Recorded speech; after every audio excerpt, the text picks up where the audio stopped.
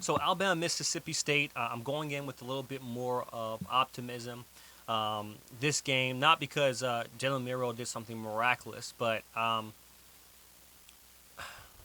hoping that he can come out and be more of a passer instead of just a facilitator.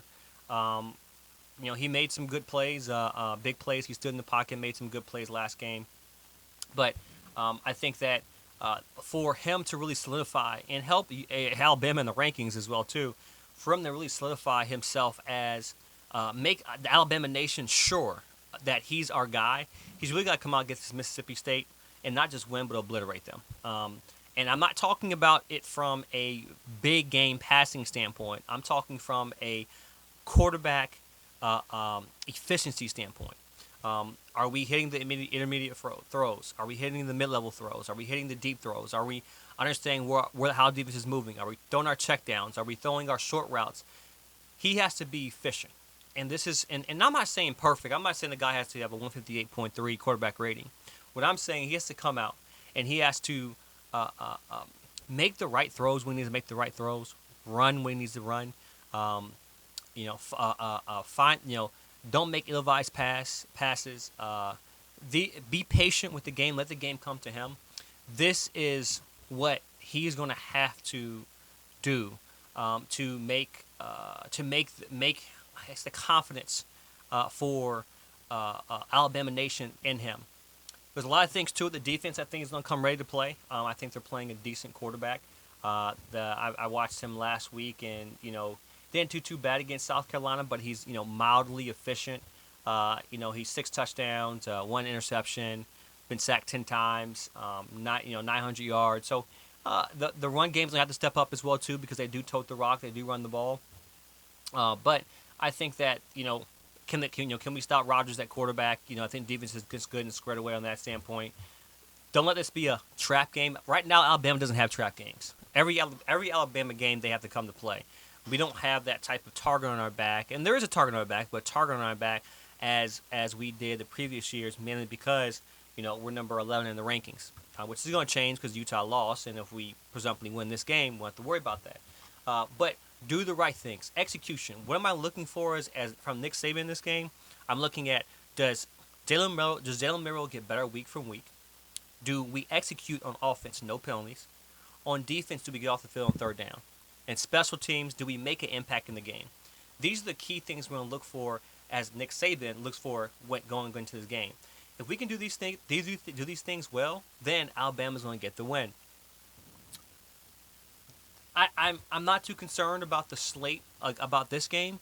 I'm concerned about the A&M game. You have to go to Texas A&M against Jimbo Fisher, and are you going to be ready for that game? That's going to be the big question. And I don't know. This game is going to tell a lot as far as what Jalen Miller can do. Be decisive when it comes to running the ball, right? If you're going to run, take off and run, but also get down when you need to get down. If you're going to be our guy, stay healthy. On the deep, and this is another thing that I don't think is too concerning, but I think we have to really involve Ja'Cory Rooks a lot more. He only has 1 catch for 2 yards this season. I don't think it's because absence of will or grit or effort. I just think that typically he's our ex and he's not being looked at often. One of the things Jalen Miro has to do is he has to figure out how to scan the field and make a decision front side. If you don't see anything open up front side immediately and you feel the pocket breaking down, if your check down's not there, if you have time to look backside, if nothing's there, take off. Right? But scanning the whole field, defenses now can cover one side of the field and be successful. And that's what they're doing with Jalen Milroe. If you have man coverage backside and you have a guy like Ja'Cory Brooks, take advantage of it. So we're still trying to see who's going to be emerging as that main receiver. Jermaine Burton kind of is that guy, but what I've seen, Jermaine Burton is not always open. Unless it's a deep route and it's he had time to run. I like to see Jermaine Burton get open more on these short intermediate routes. We don't really have a true receiver that can run the route tree. So these are things that are going to be a big difference when it comes to, do we have an emerging receiver? Are we being consistent in receiving play? or is it a situation where we can go any guy? That's fine, receiver by committee, but our highest receiver has 11 receptions in 4 games. So our best receiver is averaging, what, two and a half receptions a game. So we have to change that. I'm sorry, 4 games, 2.5 receptions a game, 2.75 makes sense. No, my math's wrong. 3 receptions a game. Sorry. Like, don't make fun of my math, but we gotta be better at that. That's Isaiah Bond who has the most receptions. We have to figure out, how do we get routes or opportunities where our receivers can make plays and get open. Jermaine Burton, the offense isn't necessarily fit him. He's a guy he's not just a speed guy. He's fast, but he's not just a speed guy who's gonna run to a spot. I think he's better at finding spots in zone. If we can see and allow him to do that, as opposed to relying on him being crisp when it comes to routes, then I think that we can see him emerge as a go-to guy on certain downs. On third down, we're thinking, who do we go to? Right? Who do we go to? What do we do? I do like the fact that we're running the ball with Jason and Roydell. Keep that up. If we can run the ball, establish the run, that's fine. If we win by running, that's fine with me. Right? That means our big hog mollies up front, which is, our offensive line is bigger than any offensive line in the NFL. If our hog mollies up front, block up front, I'm fine with that if we win by that way.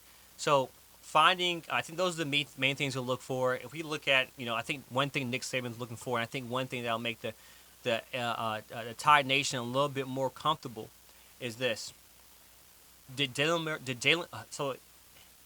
Milroe get better week? Well, Nick Saban's looking for this. Did Jalen Milroe get better from last week? Did we execute on the offensive line and defensive line, mitigating penalties? Did special teams make an impact? And on defense, did it get off the field on third down? These are things Nick Saban's going to look for. These are things that would settle us as a nation in Alabama. But for Alabama, so we'll see what happens. I'm rooting for the Tide, and I hope we get this win.